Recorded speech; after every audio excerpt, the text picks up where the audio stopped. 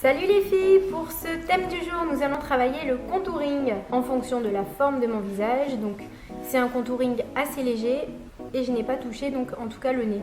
Je suis vraiment restée sur les extérieurs. Voilà, donc je vous montre tout ça dans 2 petites minutes. Donc bien évidemment là je vais l'adapter à la forme de mon visage.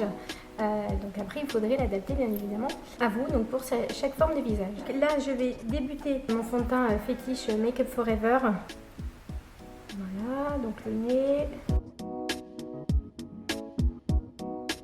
Je vais utiliser donc mon anti-cerne Make Up Forever, donc le Ultra HD, mon pinceau flouteur.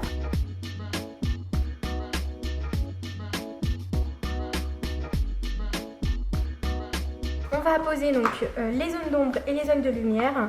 Donc pour ça, j'ai un super pinceau. Voilà, donc c'est la marque Stargazer. Je prends mon stick foncé.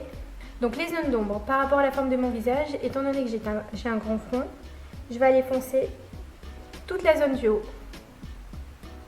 pour casser ce volume.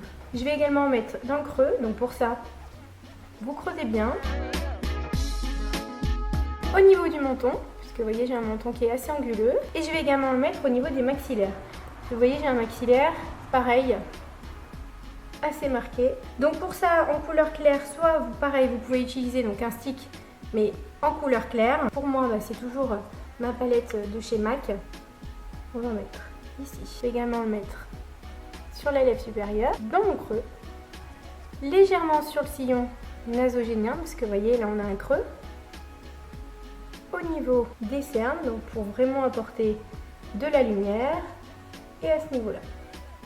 Je reprends mon pinceau flouteur et je vais estomper mon clair.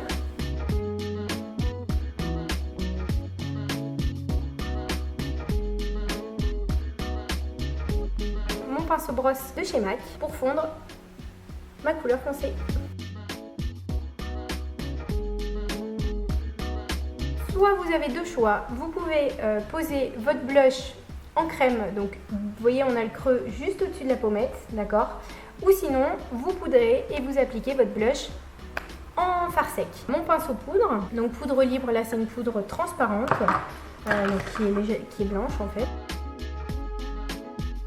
J'ai un pinceau blush légèrement biseauté que je vais appliquer juste au-dessus, vous voyez, du creux.